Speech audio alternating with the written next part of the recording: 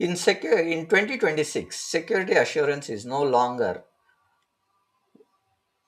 one in audits, it's one in operations. The board expects certified and attested customers, expect trust, regulations accept provable, and yet ISMS and SOX 2 programs still fail, not because of the framework is wrong, but because no one owns the operation reality. Tension leaders feel right now is brutal. Policies look strong, controls look mapped, tools look purchased. But the moment a system change happens, a vendor rotates staff, an incident hits, or an audit asks for evidence, the truth appears ownership is missing. And when ownership is missing, evidence becomes a theater. Every IT and security leader knows the moment the audit window opens and suddenly teams scramble for screenshot, stale spreadsheets, and we fix it next quarter. The scramble isn't documentation issue, it's an operating models issue. This matter now is because 2026 assurance expectations are continuous audits, buyers due diligence, cyber insurance, third party risk, and board grievance. Frameworks like NIST CSF 2.0 explicitly evaluate governance and accountability through the new govern function. If you are still transactional or recent transitioned ISO and ISC 27001 and 2022 expectations have become the baseline post deadline, meaning operations, monitoring, measuring, and improvement must be real, not performance. Our guest today, Krishna, brings the rare combination that makes the topic real: multi location IT operation, cybersecurity leader, lean execution, ISO IEC 27001, audit discipline. That's where the truth lives. In the change window, ticket queues, identity life cycles, vendor ops, and evidence that must exist without drama. Let's welcome Krishna to our podcast session and dive into the topic. Sir, good evening. Welcome to our podcast, sir. How are you today?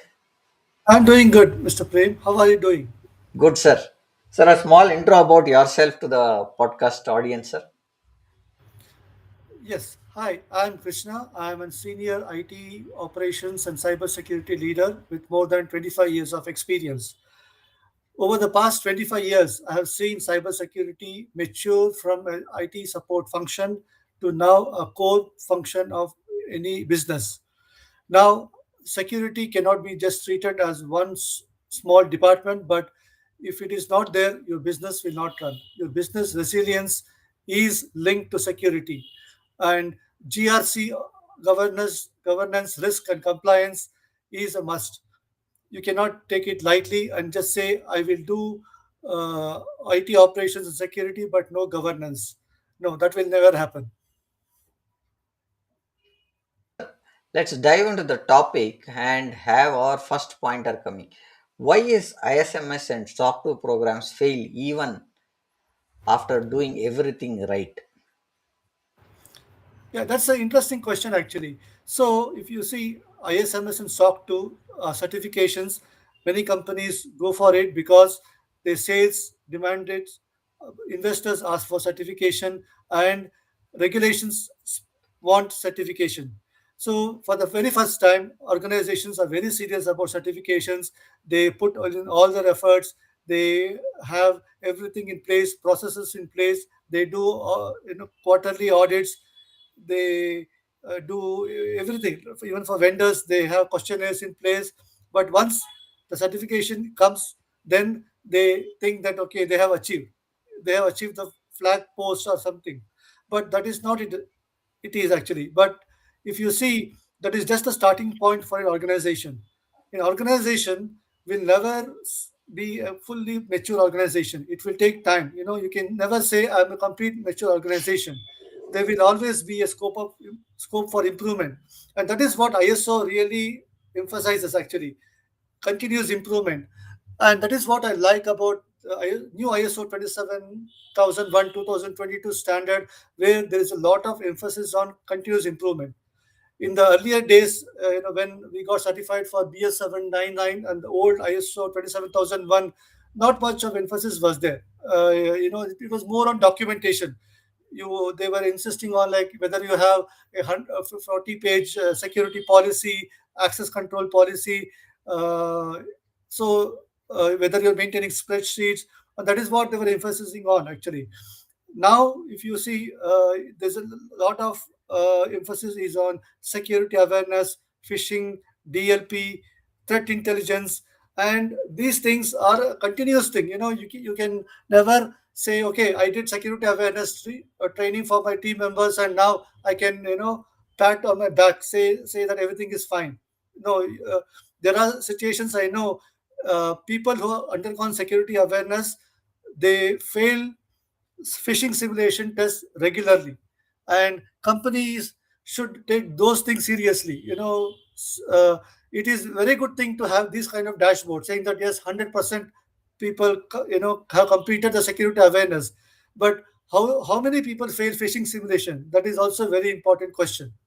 Now, as you rightly said, when you treat compliance as something like an audit thing or a static thing, you will always fail, because governance is a continuous function. It never stops, and that is where uh, these issues happen. Technology environments, they are very dynamic. Code changes daily, infrastructure changes. Today you might have 100 servers, tomorrow you might have 150 servers. It changes dynamically. Then configurations also evolve continuously. You'll have multiple changes done by multiple people. We do not know how many changes were approved, how many were not approved, whether proper risk assessment was done. We do not know. So this is the reality. Then the mismatch really happens when you start to treat these uh, cyber security or this governance like quarterly photographs. Okay, let's do quarterly updates, and then suddenly when an audit happens, they see that things are missing, and that is where uh, people fail actually. They start to think that, okay, let the audit come, let's see. And many organizations also do the same mistake. They do not do a half yearly audit. That is what I believe should be the best, best practice. They do a 1 year audit, and then in 1 year a lot of things change actually. You're absolutely true, sir, because those are days are gone where you had quarterly audits, weekly, yeah, half yearly, and so now it is a continuous audit that we are talking about, and that audit spans from day one, and the automation that kicks in to check what are that policies that are available, how is that we are looking at. Now, coming to our second one, strategy plus growth reality check. If the CEO asked who owns the controls, outcomes end to end, and how many teams would point at each other? Yeah, that's a good question. When you're in the boardroom, the CEO asks this question. Obviously, you'll have the security team, you'll have the IT team, you'll have the governance team pointing fingers to each other. Security team will say, yes, I built the policies. IT team will say, I have implemented everything. Operations team will say, I have developed the code, I have implemented the code, I have run everything. But still, nobody will take up the responsibility. Everybody will have their own silos. They will have their own small responsibilities, but nobody will take an overall responsibility. The developers should not have this capability or mentality that, okay, I have developed the code, now it's gone into production, now it's no longer my headache. But the what should be the uh, thing on their mind is, like, even if there is an issue, they should sit and fix the problem. They cannot say, no, my job is over, let the deployment team do the job. And that is where the problem happens. You have access reviews which will be completed, but privilege creep will be increasing. And you see that you do your access privilege reviews every quarter, but you will forget to check these small accounts which are created just for the sake of a temporary thing. Some customer will ask for some temporary account, some FTP account that will be created. Okay, so then they will never forget to delete. Second, vulnerability tickets will be closed, but SLA breaches will be happening. Then you run vulnerability scans. uh, the same kind of threats will be coming again and again. Developer says, I have fixed the problem, it will never occur again, but the same vulnerability appears every time, and that is not a good sign actually. Where from a technology lens that you have to look at it, where does the breakdown start? Tool gaps, weak integration, or missing operation accountability for control execution? Where does it break, sir? So if you see, the entire thing does not sit into one single topic. So you have tools, you have can you please repeat it again? Yeah. What we are saying is, where Yeah. does it break down starts? Tool gaps, weak integration, or missing operational accountability for control execution? I would say it's a combination of everything actually. So you have tools in place, but there are no integrations. Let's give an example. You have a vulnerability scanner, you run the scan, but you do not uh, map it to the your Jira for bug tracking. So that vulnerability will be there, but it will never be mapped. There will not be a compliance tag assigned to it, and then you suddenly realize after some time that okay, this vulnerability is there, but nobody is taking action on that, and this is what is the problem actually. So you will have mix and match of tools which are never integrated, and organizations also do the same. Like, for example, if there is a subscription for a tool, and these tools are also priced based on the features. So you will have a basic feature version which will offer scanning, but there will be an advanced version which will offer integration with bug tracking like GitLab, GitHub kind of thing. So if you go to the manager, he will say, no, I don't think I need this feature, let me save some money. And just to save some X number of dollars, they forego this feature, and then after 3 months or 6 months, they realize this is what is making their systems go bad.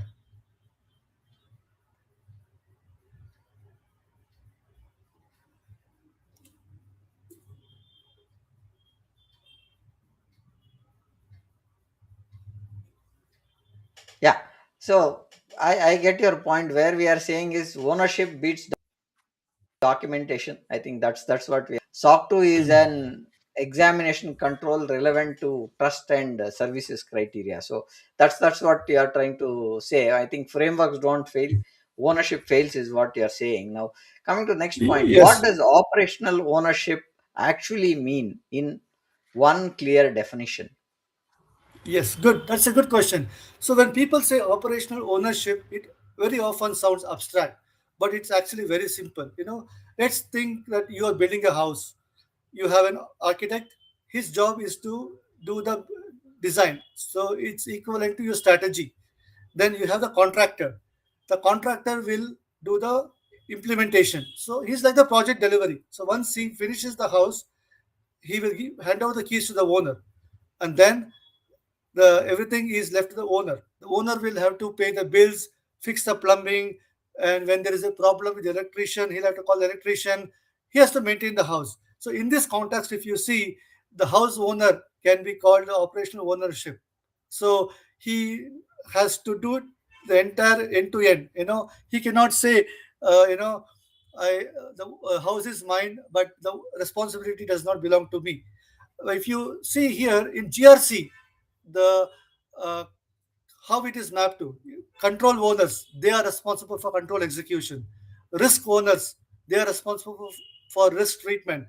And if this is one of the most important thing in cybersecurity or in frameworks, the risk owners, if they are not identified properly, your risk will go into, they do not, they are not implemented properly at all. So identification of the risk owners is very important. And secondly, the risk owners should be made aware of the seriousness why they need to do it actually. Because let's say there is a sales tool, and the risk owner is assigned to the VP of sales. Now the VP of sales is, okay, I am busy, my job is to bring orders, but my job is not to take care of, the security inside my team, for example. And there are situations where the team members do not know how to handle a mail which has come suspiciously, whether laptops are encrypted, whether data is going without any controls, whether DLPs are in place. He will not bother about it. He'll say, okay, my job is to bring business. But if this is treated as a risk, and the risk owner is assigned for this job, he has to take care of it actually. He cannot say, I will let the IT team know to decide what needs to be done. No. IT team is only can implement what you say, but they cannot say what is the best for your team, right? So the ownership should be there, the responsibility, and that is what is lacking actually. Many of them, they try to just put the ownership or blame to IT, saying that anyway IT team is there, let them do what they want. And system owners, they are responsible for uptime and compliance. Process owners are responsible for SOP adherence. So this is how we map operational ownership in GRC. Very, very clearly given, sir. Now, coming to the next point, what must be the control owner own in systems, workflows, access automation, logs, dashboards to make the control provable daily? Good.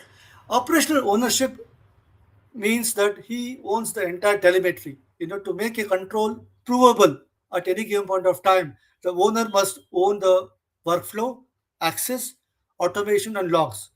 So, first, he has to own the workflow. That means the control is embedded in an enforced process, typically inside an ITSM or IAM platform, not happening over email or chat. Approvals, changes, and reviews should follow a structured path.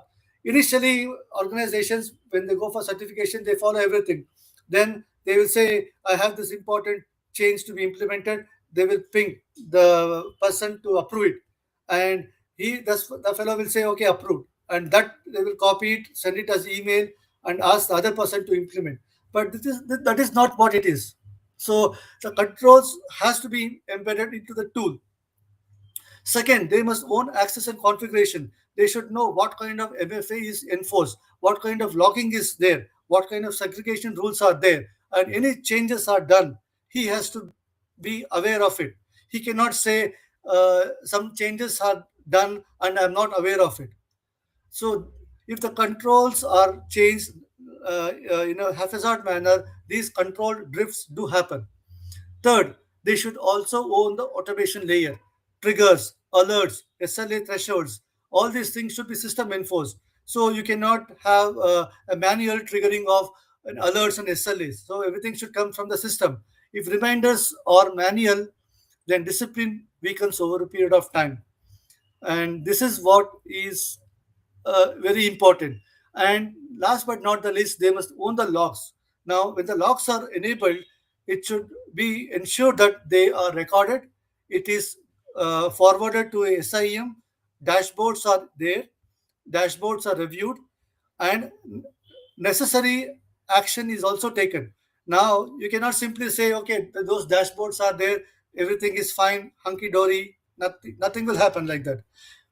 So you should have uh, the ownership in the logging also. When you own the dashboard, it also means that you need to take the necessary action when there is any abnormal activity.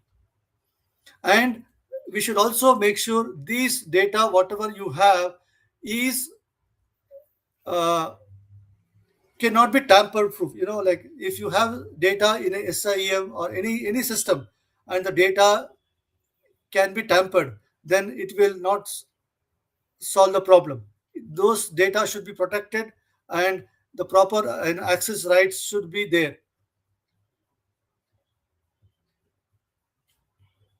Valid points, because logs are one things that help us to look at the scenario where what has gone wrong, what logs have been written, whether those are application logs, they are system logs or security logs, is what we need to look at when we look at having the logs maintained. And how frequent this errors are happening, only the logs will tell you, is what I understand, right? So now when we say ownership is as one accountable person who ensures the control is designed, adopted, and measured with evidence and improved continuously over the period. So that's what we want to look at. Now, what's accountability model in RACI or DRI that prevents audit threat and incident chaos? Well, it sounds like a formal title, DRI, but it's actually a project management framework which was popularized by Apple. So their idea was when things go sideways, it's a system breach or vulnerability or a data breach, there is one specific person holding the hot potato. And if you've been following politics, this word hot potato was there in the news also. So we need to move to the DRI model. DRI is nothing but directly responsible individual. In 2026, the team is no longer an acceptable answer for accountability. And this also aligns very well with the NIST Cybersecurity Framework 2.0 govern function. So that is a very good thing which I liked it about the security framework of NIST, where they have put a lot of emphasis on the govern model. In version 1.0, it was just hidden somewhere in one of the controls.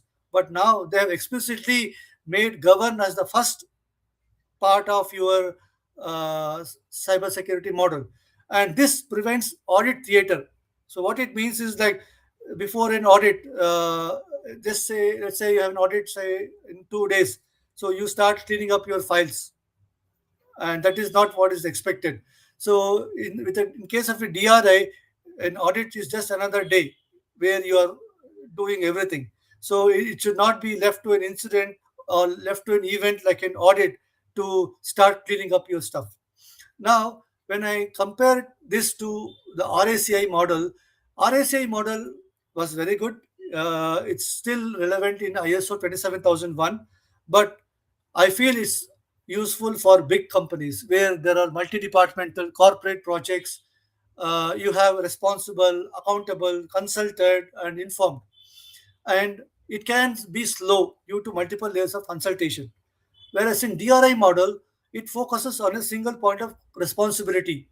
It's designed for high speed execution and clarity, and it is best for agile security teams, which how they are now, and emergency incident response. Let's take an example of a CISO. Now, when there's a security incident, CISO is the one person who will have to collect all the information, and he will have to present this information to either to the board or to the uh, relevant people. Now he cannot chase 10 different people, so right, so there has to be one person, so that one person we call is directly responsible individual. Got it, sir. So what this is, And also one more yeah. thing, the DRI need not do the job. For example, let's say there's a DRI for patching. Now, let's say there are 5,000 servers in the company. Now, it is not the job of the DRI to go and patch. His job is to get the things done. So he has to chase the engineers or chase the patchman and ensure that the dashboards are green. So people misunderstand that when the person is a DRI, he has to do everything. It's like you can say it's like a smart work. They should know how to delegate the job, get things done, and of course, at the end of the day, take complete ownership or accountability. Now they cannot say, I have assigned this job to the engineers, they forgot to do it, or they were busy with something, they had another task to take care of. They cannot tell all those stories. When you are a DRI, you have to take complete ownership for that particular activity.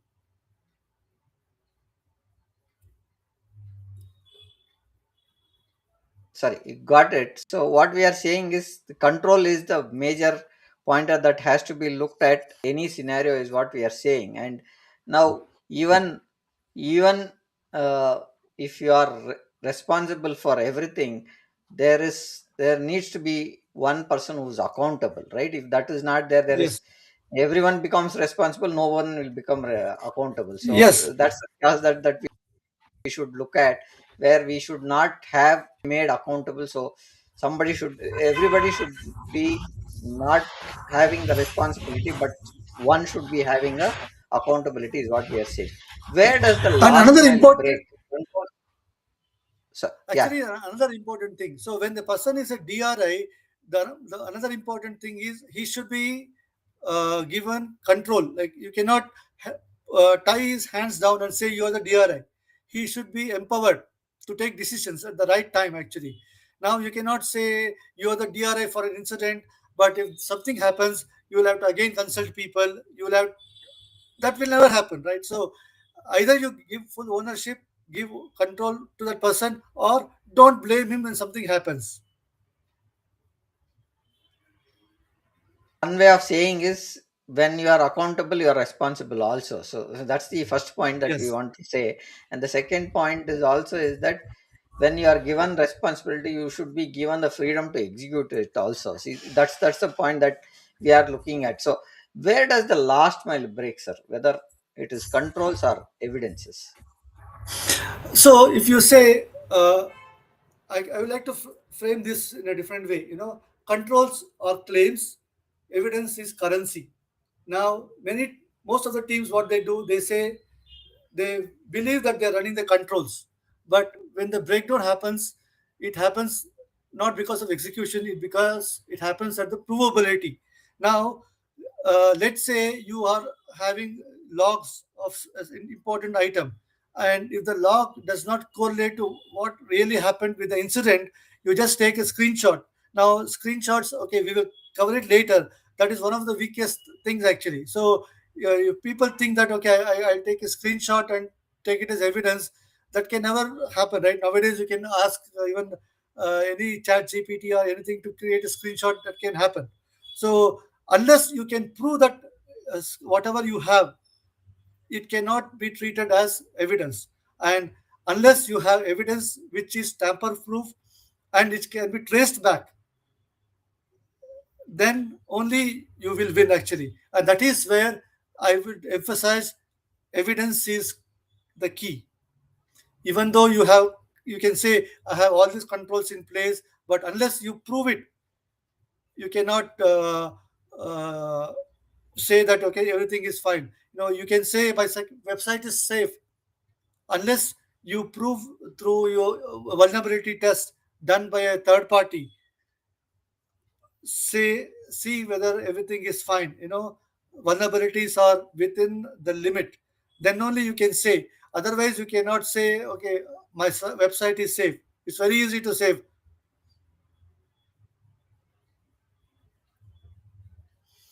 It's very easy to say that, everything is fine. The evidence is most important here actually.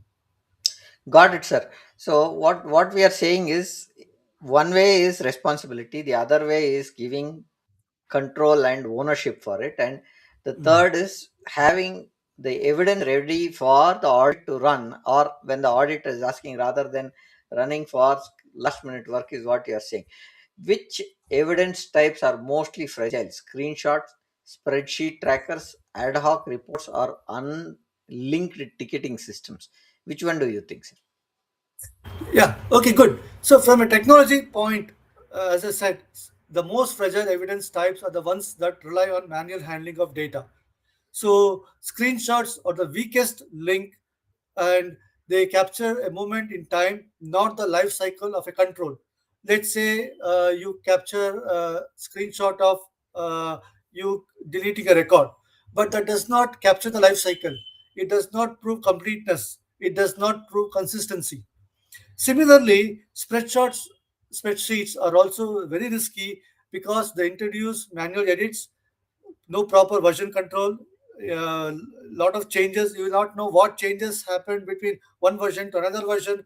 You will just see there are 12 different versions, but you never know what changes have happened. And very unclear data lineage, and over a period of time they really diverge from source systems. And because you use spreadsheets, you have to rely on external data, and if you do not copy the data properly or whatever it is, those data will never be in sync with what is actually there actually. Let's say you would have copied some data from a tool into an spreadsheet, and then after say 1 month or so, the data in the source system would have changed, whereas in the Excel sheet it still shows the old data. So that kind of inconsistencies will be seen a lot in spreadsheets. Then if you talk about ad hoc exports, they're slightly better because they're directly from the tool.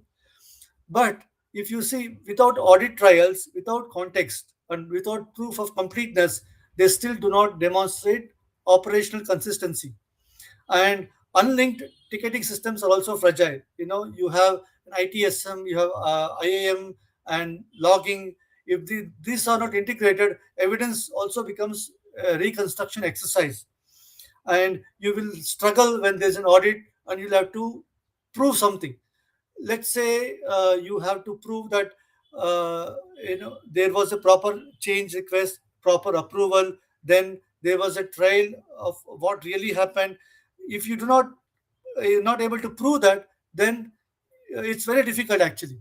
And that is why I say controls are claims and system generated evidence is proof.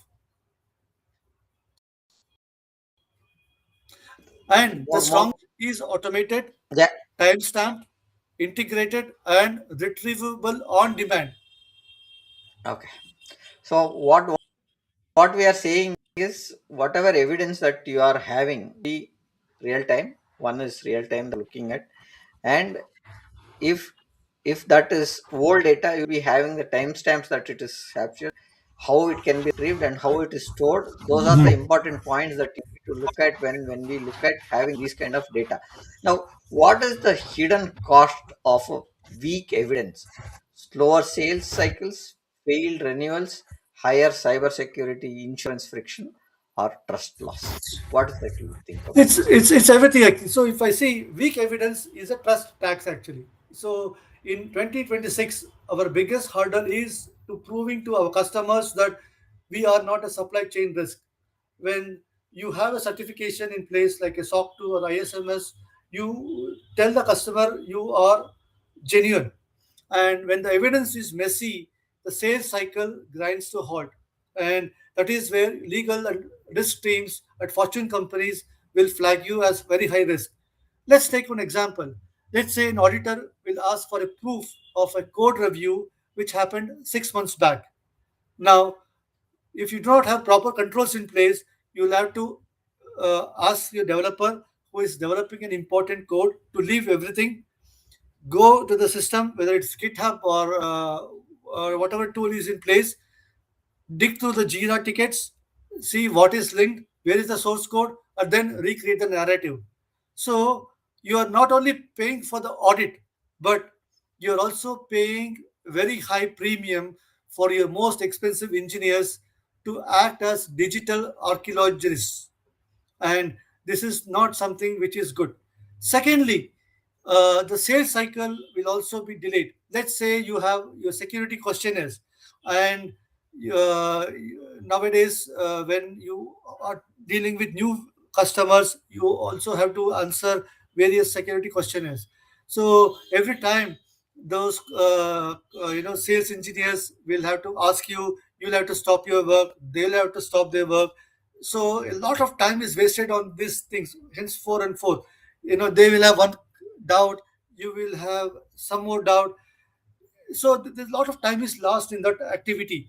So if you do not have proper processes in place, you will spend a lot of time in just to answer these questionnaires. And last but not the least, the high cyber insurance friction. Now people will say, okay, I want to go for cyber insurance. I am safe from every attack. But no, nowadays even cyber insurance companies are also very uh, clever. If they see that you do not have MFA in place, they see you do not have DLPs in place, they can refuse insurance. Unless first you should exhibit those controls, that you should show that these controls are in place.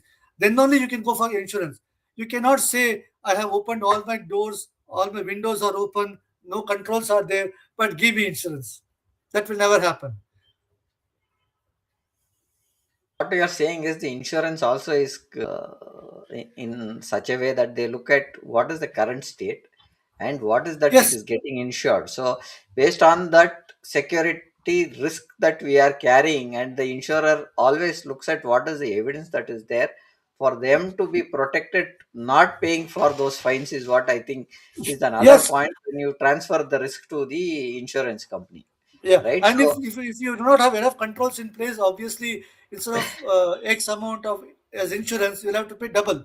double, yeah, true, true. Now, what we see is teams do the controls, but don't capture the proof in a tamper-resistant, repeatable way. So, push evidence by design is what we are saying. And ITSM, you started with saying that ITSM integration, auto logging, immutable trails, because you cannot have something can be altered. Also, is what you told in some time back. Yes, So if you are having things like that, that brings down the trust of the uh, organization. It hits the brand value of it. And so when controls claim evidence is the currency, so uh, that's where we can protect ourselves, is what we are saying. Coming to the next point that I want to understand, post transition, what changes have happened from ISO 27020 to 2022 post transition? What operational changes have happened in 2026? yeah. This ISO transition, like from 27001 2013 to 22, which closed in October 25. Now auditors are not asking did you transition. Now Hmm. the question they are asking is did you mature. Most of the organizations, they would have transitioned from 2013 to 22. They would have updated the annex A mappings. New controls are in place for DLP, threat intelligence and other things. Now KPIs have been introduced. In the olden days there was no talk about KPIs. Now you have to show your KPIs. Then there is to be continuous improvement. Now continuous improvement has to be measured, and you cannot show old records and say that I am showing continuous improvement. There has to be an evidence which can be measured. And one example I can say is threat intelligence. Now, the auditors will ask for more evidence. When you Threat intelligence is one of the controls in ISO 27001, and there they will say how this threat intelligence, how are you doing threat intelligence, how are you taking action, and upon that particular action, what are you doing? Now, let me give you an example. In my previous company, when we were implementing ISO 27001, threat intelligence was new for us. So we started doing this. I used to visit a lot of websites, check what vulnerabilities are there, and see what needs to be done. And I realized that for one of the tools we are using, that is a ticketing tool, there is a vulnerability. Now, we had to capture it in our GRC tool. Then we have to do risk assessment for that, set up a separate sandbox, implement the version what we're talking about, make sure the vulnerabilities are not there. Then, before putting into production, put a change request in the ITSM tool, link it to the risk what we have found out from threat intelligence, do a proper risk assessment, then have proper backup plans in place, have proper uh, what you need to do, what will happen, what is the rollback plans, document everything, implement that, then finish the loop. So you cannot say there's a threat, I just acted upon it. So they will say, even if you say you need to upgrade the firewall version or make changes to firewall features, you cannot say I just changed this in the firewall, my threat was gone. Next evidence, auditors will ask, how did you make the change? Who approved the change? Well, that's very important. And secondly, people have this misconception that everything should be fine in internal audits. So they try to portray that zero non-conformances. zero observations is the best thing for internal audits. But what I see is that is a big red flag when auditors come for the external audit. If you say, I do not have any vulnerabilities, I do not have anything, everything is perfect, that means something is fishy.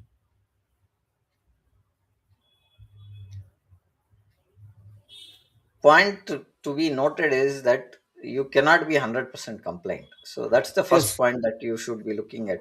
Now, if you are saying the controls are 100%, they are missing actually what exactly is pointers that are needed, because every day there is a change that is happening to the way our systems are behaving, the way the attackers are looking at the systems, how they want to penetrate, what is the ports that are available for them to log in and check.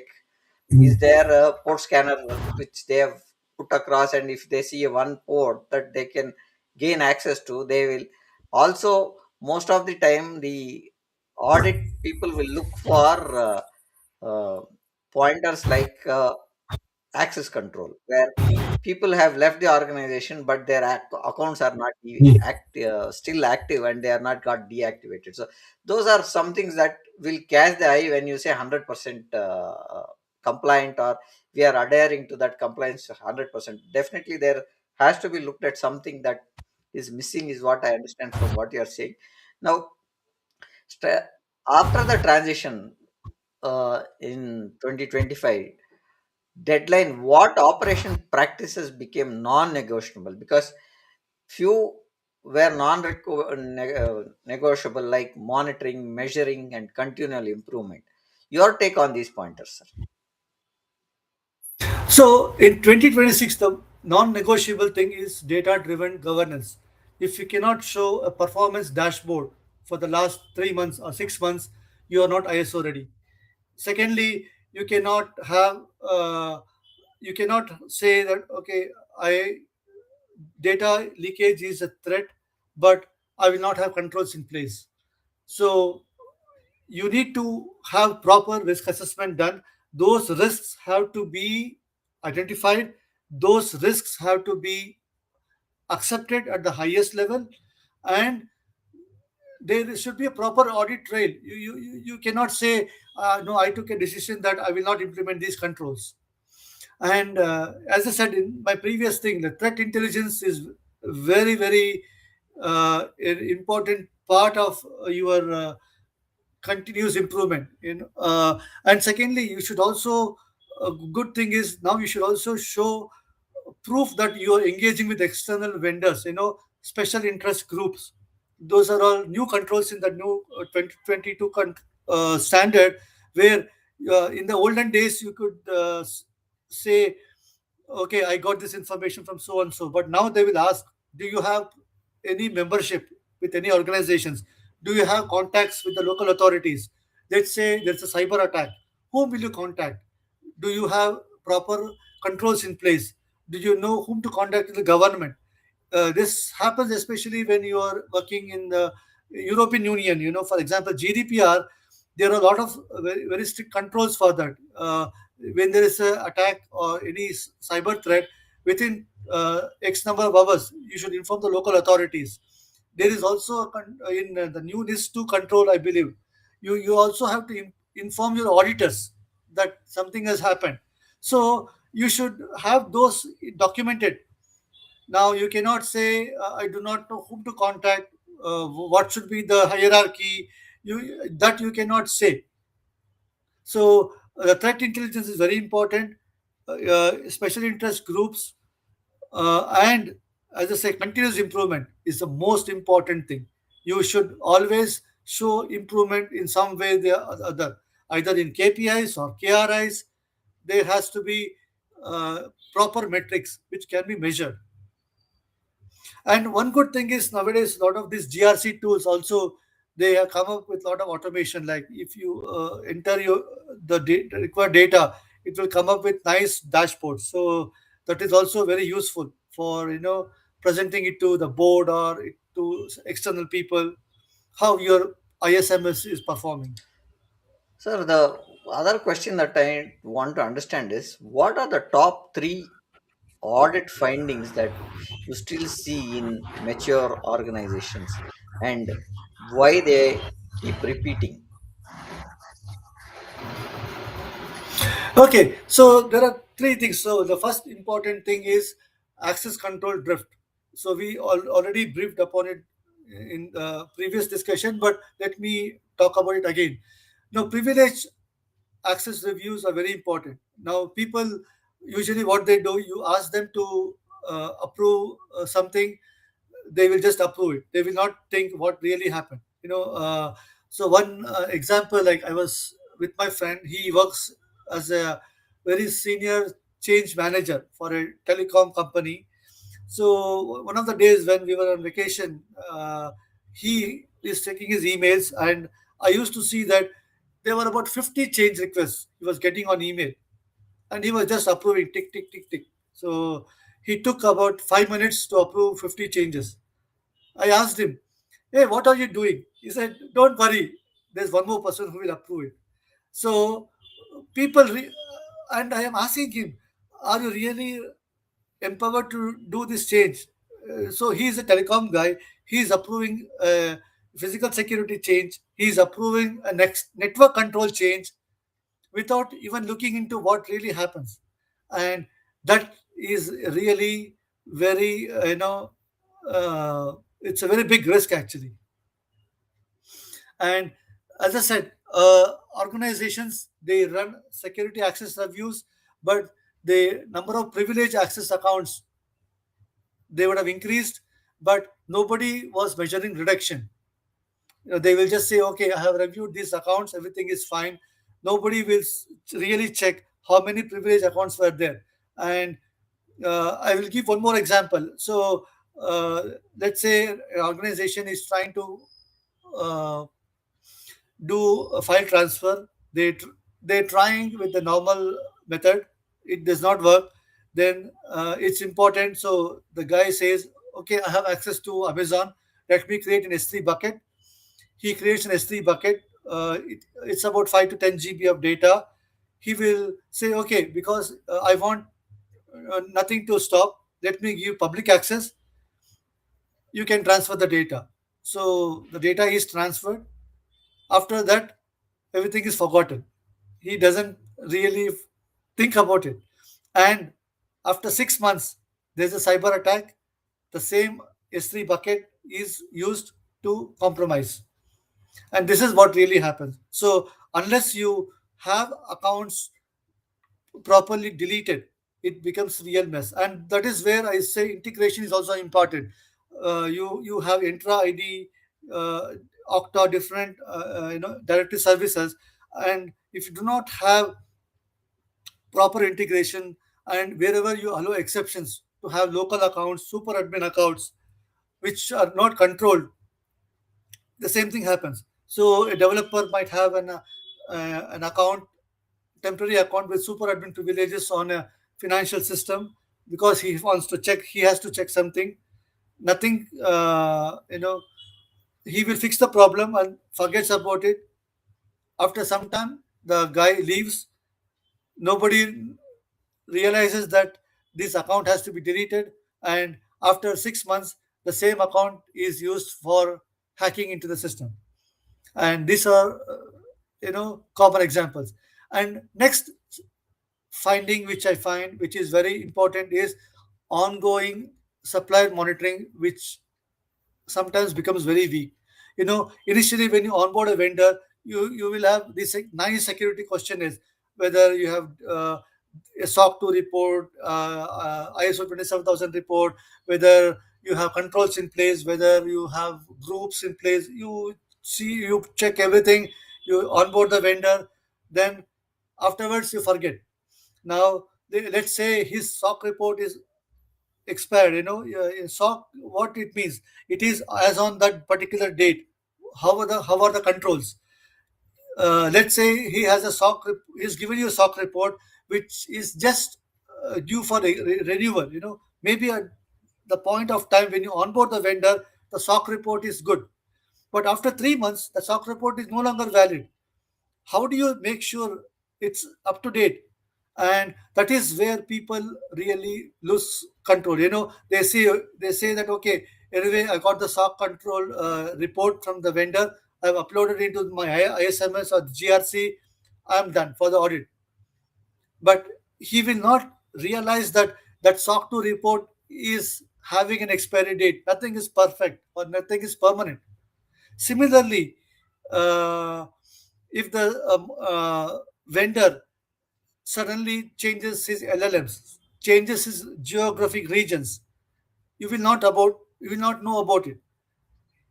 Let's say he has got a security incident. You will say, okay, that does not impact me. But where is the risk assessment for that? Whether your data is compromised or not. How do you get that assurance? And if there is a security incident, whom to contact?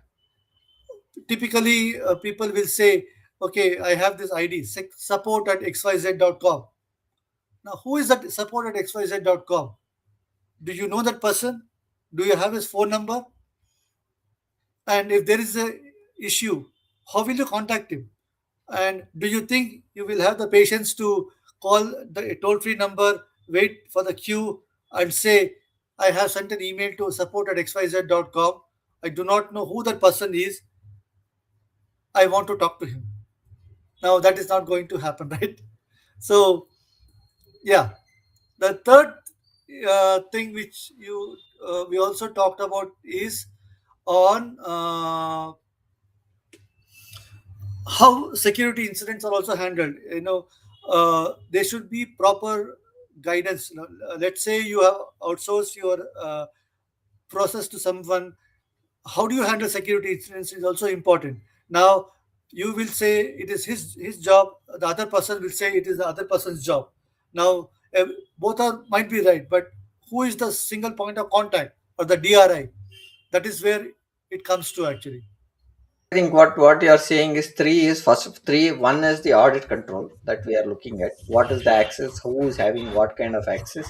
And how is the access getting reviewed? That's the first point. Then you are looking at the logs. You are looking at the reports that are presented. Are they valid for the next 2 months, 3 months, or what? Are we re-validating those reports and reviewing whether those still exist or they are getting closed if there is an NC or something like?